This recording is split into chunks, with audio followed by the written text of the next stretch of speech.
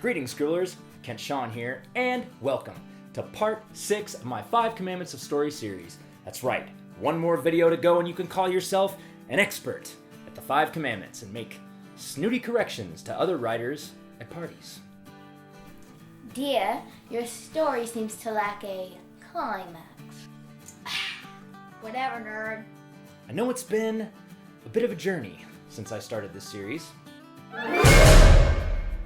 Thanks for your patience. Today we'll delve into one of the more overlooked of the 5 Commandments, the resolution. But before we get into it, please don't forget to like, subscribe, and ring the notification bell so you don't miss one whiff of our pungent writing aroma. Ugh. What? Puppy farts. Hopefully in our writing, we've given our readers a lot to digest, with scenes packed with exciting complications, crisis questions, and climaxes. We do this not only at the level of the global story, but for each act, scene, and beat. The resolution is the chance for the reader to metabolize all the action that's played out in front of them. Think of reading a story like having eaten a big meal.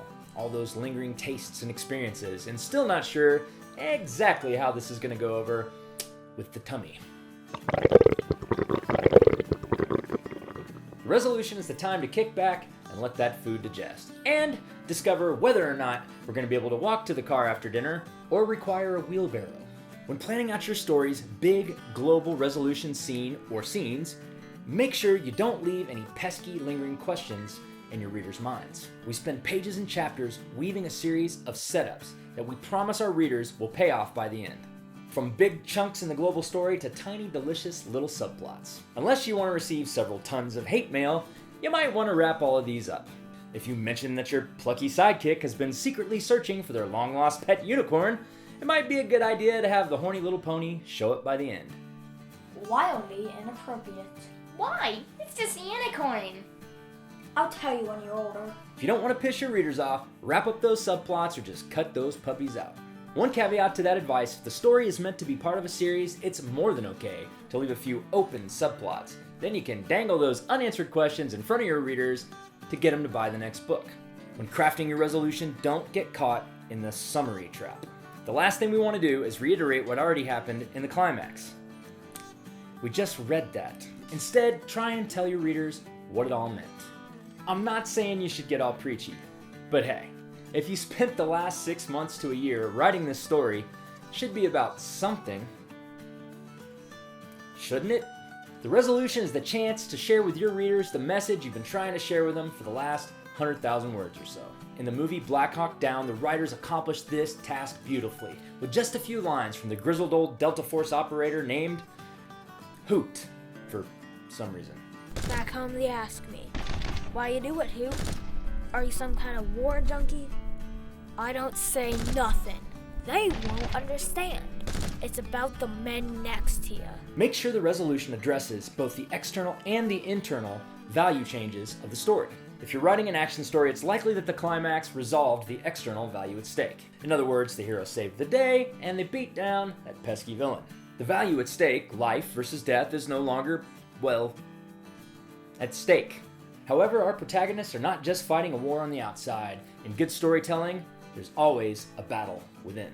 Hey! Get off your fat, lazy butt and do your writing! Or you can eat 10 bags of Ruffles and get fat and old. Huh? He's already fat and old. Maybe your heroine needs to grow up and take charge of their life. Maybe your hero needs to overcome his fears.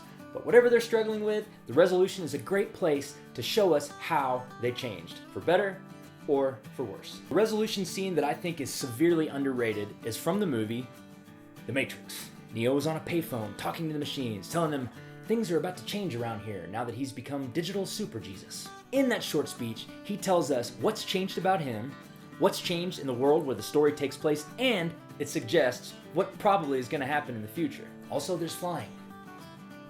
Flying is cool. This is as solid a resolution scene for an action story I've ever seen or read. Alright, Scribblers, here is your resolution checklist. In the resolution, we give the reader a chance to metabolize the story. The resolution should tell us what the story meant, not reiterate the climax. It should address both the internal and external values at stake, and, if at all possible, contain Keanu Reeves in sunglasses flying.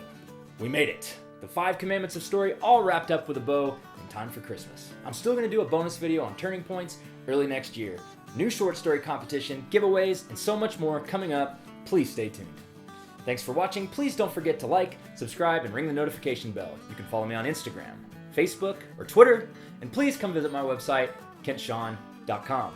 Until next time, scribblers, butts in seats, fingers on keyboards. Okay? Okay, ready? Oh, I kind of like that. Okay, ready? And action. Perfect! Got it. You want to do an Angie James way, or are you good? We're good.